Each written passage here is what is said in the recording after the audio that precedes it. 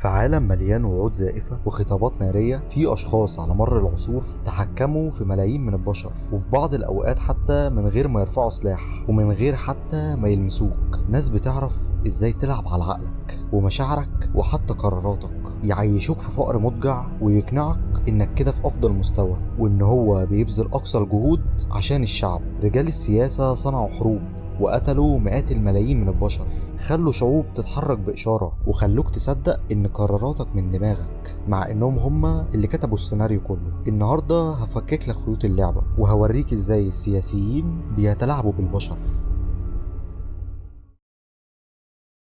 أول وأخطر أداة في إيد أي سياسي إنه يخلق لك عدو. العدو ده ممكن يكون شخص أو جماعة أو حتى فكرة وهمية، مش مهم مين، المهم إن الناس تصدق إن وجود العدو ده هو السبب في كل مشاكلهم. في أغلب الأوقات العدو ده بيكون حزب أو الجماعة المرشحة قصاد حاكم البلاد، وعشان يتخلص منهم ويحتفظ بالسلطة لأكبر وقت ممكن هيحاول يبرمج عقلك إن أي شيء غلط بيحصل فهو نابع منهم، وانه بيحاول بكل جهوده انه يصد هجماتهم. لما يزرع في عقلك ان في خطر خارجي بيهددك او ان في طرف معين واقف ضد مصلحتك، العقل البشري تلقائيا بيركن كل شكوكه في الحاكم وبيركز كرهه كله على العدو. وهنا بتظهر العبقرية. السياسي مش بس بيحمي نفسه من النقد، بل ده كمان بيجمع الناس حواليه وبيلعب دور المنقذ، لان العدو المشترك هيوحد الشعب. الناس اللي كانت مختلفة مع بعض فجأة هتلاقيهم واقفين في صف واحد، وهو واقف في النص بيتفرج وبيبتسم. الخطر الحقيقي هنا ان العدو ده مش لازم يكون موجود اصلا، ممكن يكون خلقه بخطاب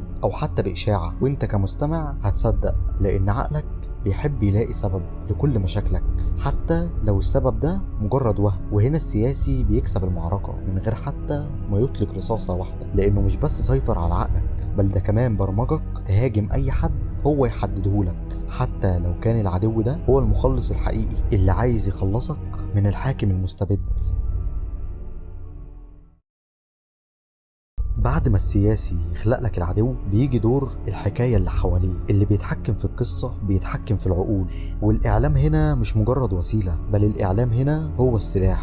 من خلال الإعلام بيحددوا لك إيه اللي تشوفه وإيه اللي مش مسموح لك تشوفه. كل وسائل الإعلام تقريبا بتكون تحت إيد السياسيين، بل حتى في بلاد معينة بتكون فيها عدد القنوات لا تتعدى صوابع الإيد، عشان ما يبقاش فيه فرصة إنه يتم فتح قنوات إعلامية جديدة تنشر أي حقائق. دور الإعلام المعروف هو إنه ينقلك الأخبار، بس ده مش بيحصل.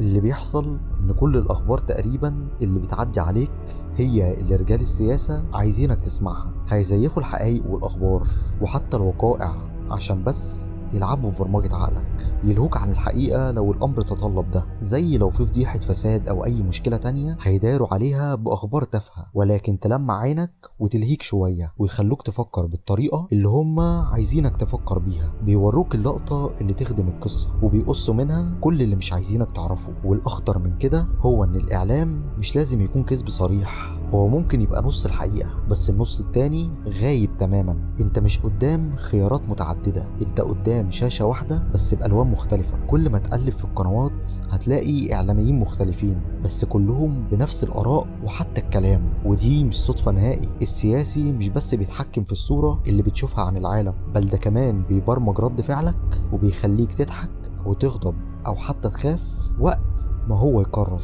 ومن خلال الإعلام هيحاولوا يقولوا لك قد إيه إن الحاكم تعبان عشان البلاد، وقد إيه إن جهوده عظيمة، رغم إنك لو نزلت على أرض الواقع مش هتشوف أي إنجازات. لو عايز تعرف الحقيقة ما تفتحش شاشات التلفزيون، بل انزل الشارع وبص في وشوش الناس اللي حواليك، هنا هتشوف الحقيقة.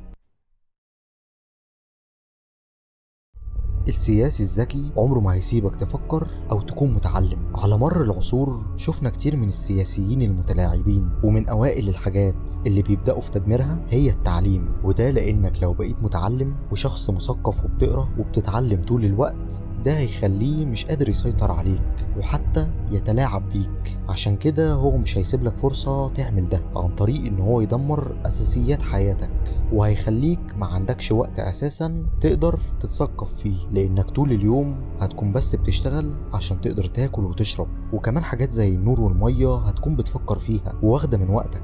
يعني الحاجات اللي المفروض تكون اساسيات حياة هتكون رفاهيات بالنسبة لك، وده مش هيسيب لك فرصة تحاول تفكر في حاجات ابعد منها زي تحقيق اي نجاحات في الحياة. الفكرة ببساطة ان السياسي مش عايزك تفكر في نجاحك او حتى مستقبلك، هو عايزك دايما تعيش في وضع البقاء على قيد الحياة. مجرد انك تلحق تاكل وتشرب وتدفع عشان تعيش، ده بالنسبة له كفاية جدا، لان انسان مشغول بالنجاة عمره ما هيلحق يبني ثروة او حتى نجاح، وعمره ما هيسأل عن الحرية.